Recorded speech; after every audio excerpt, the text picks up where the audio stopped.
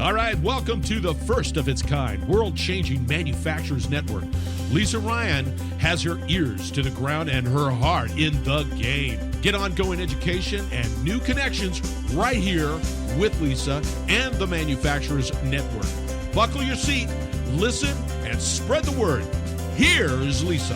Hey, it's Lisa Ryan from the Manufacturers Network podcast, and I'm excited to introduce you today to our guest, Greg Crowley.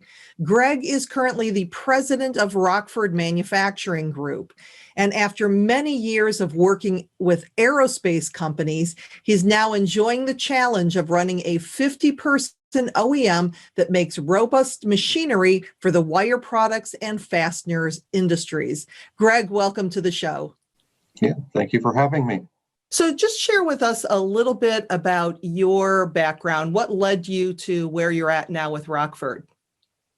So Rockford Manufacturing Group is a small OEM. We're 40 to 50 people, depending on business level. And I've spent most of my career in aerospace, mechanical engineer, MBA education. 4 years ago, I made the switch to the wire fastener industry and took an opportunity to run a small company. So I'm originally from Eastern Canada and been in the States since 1997. So what, with all of this craziness that's been going on for the past year, what is it that's working for you right now as far as your people, your processes, some of the good things that are going on or have happened? Yep, it's good to focus on the good things because there's so much downside these days with COVID. So on the positive, we did win a PPP loan, and that helped us over the last maybe 6-8 months ago. And we did have our machinery is expensive, so people only want to buy it if they absolutely have to with this market. So I'd say what's working well is we had to downsize about 20%, and that was a little painful, but did it only once. And since then, we've been keeping everybody in the building busy. So we didn't want to reduce more than that because when the market recovers, we want to be able to spool up. So we did move to a 36-hour work week. All the salaried people took a 10% pay cut. That's helping us at least stay out of the red until business picks up. The fact that we're keeping everybody busy is good. Nobody's looking for work in the building. Right. It's so important when you have good people to just be able to keep them right now, because who knows who's going to be available when COVID is in the rearview mirror, which can't come too soon. Were you finding that your employees were able to work remote, or were they coming to the facility every day, or how did that work? So most people in the office worked remote when we're in the state of Illinois, and it's pretty conservative run state. So when it first hit, roughly March timeframe, the Illinois order from the governor, we did have most of the office working at home, and we had a software tool called Splashtop. And that helped because people could just use their home computers to tie into their work ones and do pretty much everything they do here. That helped for maybe 4 to 6 weeks. And then eventually everybody came back in the building. So the only time somebody will be off now is if they have a positive COVID test result or a spouse, they'll work from home.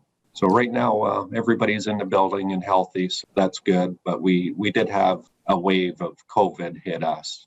Mm-hmm. No more than a couple people at a time, but it went through pretty much the office and the shop.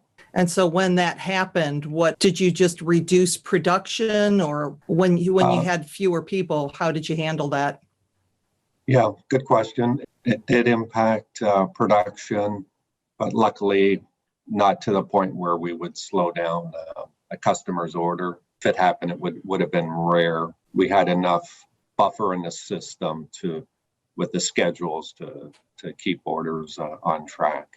If we lost a complete department, that would have been terrible, but we only lost, say, occasionally one person from one department. So it wasn't like it brought us to a halt. One other thing, it did hit a weld area, and we did, just to be safe, we did go outside to suppliers and do some work for us that we would normally do in-house just to protect the schedule. Been interesting having these different conversations as far as how people have dealt with that. I know with my husband's company, they actually schedule production based on who shows up for the day. So it's really interesting because a year ago you would have thought like, well, this is what we're making today. And now just that whole flexible mindset, which I've really found where manufacturers have excelled of just being able to turn and figure it out. And so that's been one of the good things that have come. I think that a lot of companies found that they were much more flexible or could be much more flexible than they ever thought they could be.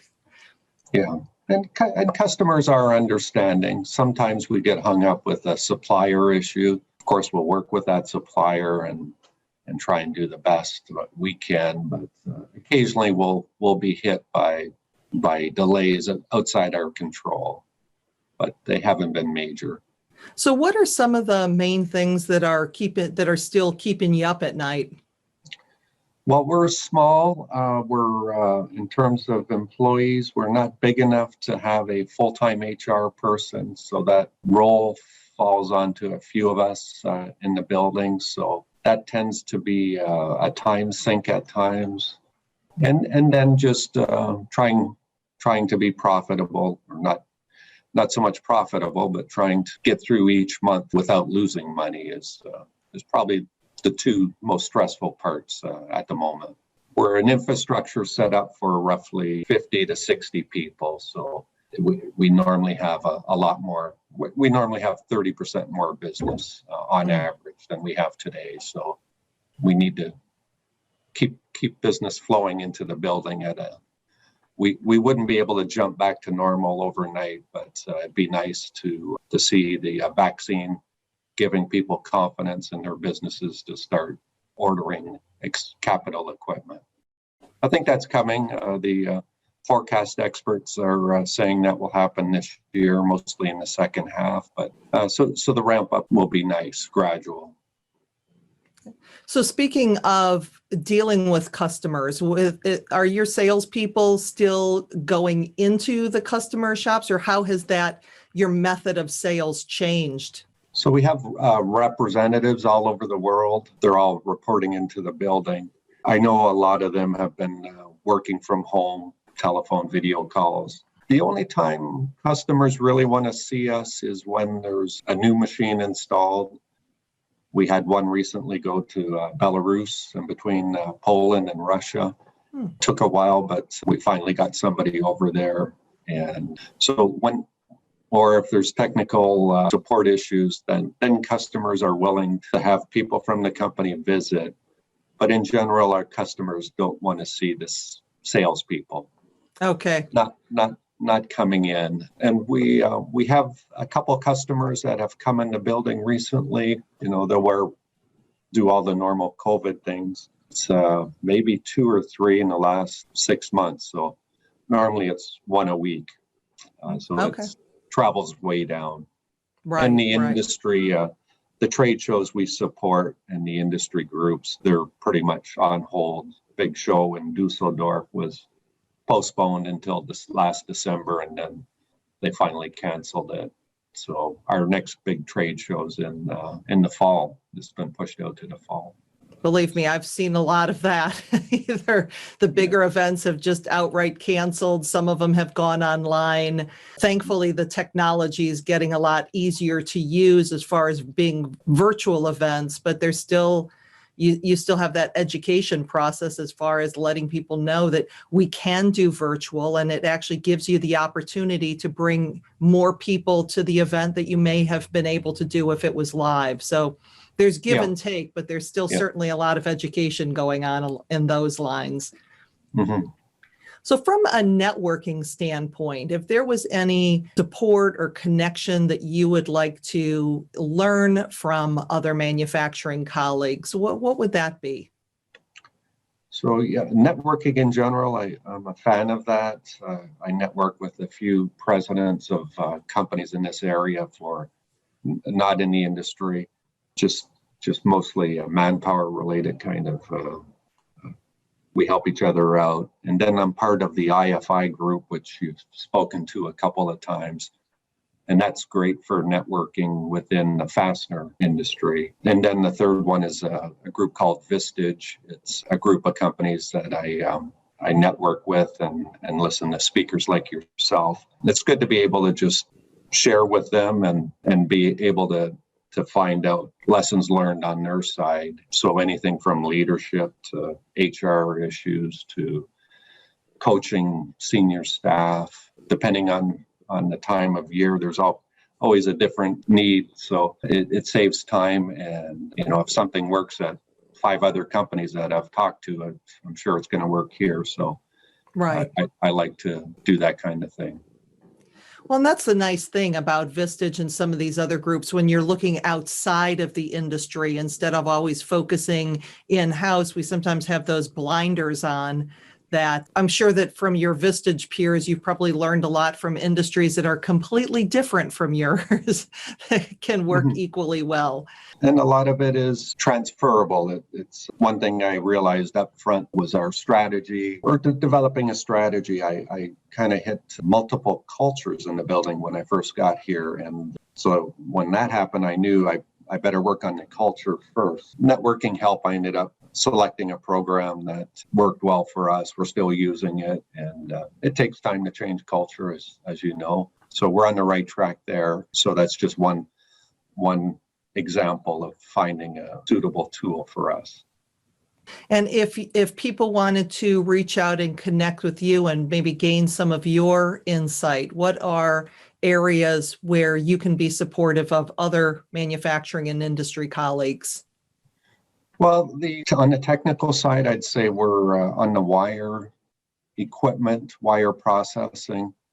Our machines either straighten and cut wire for dishwasher racks, concrete industry, automotive, dog cages, all kinds of different needs for wire. And then the fastener side is the people that make nuts and bolts. Our drying machines are used in front of headers, a lot of headers in the Cleveland area. Anything technical, we've got a strong engineering team. I could answer questions, help out that way.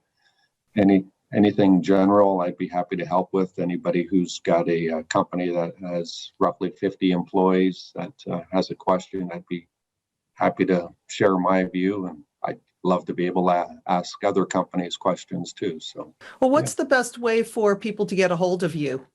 I'd say email would be a good first way to just introduce and then set up a time for a phone call or a video call. So I could. Okay. Do you want me to say my email, or do you if put you it want. in? Yeah, I'll also be putting it in the show notes, so we can certainly do that. Yeah, good.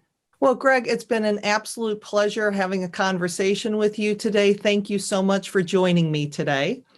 Yes, thank you for letting me take part. I look forward to seeing others.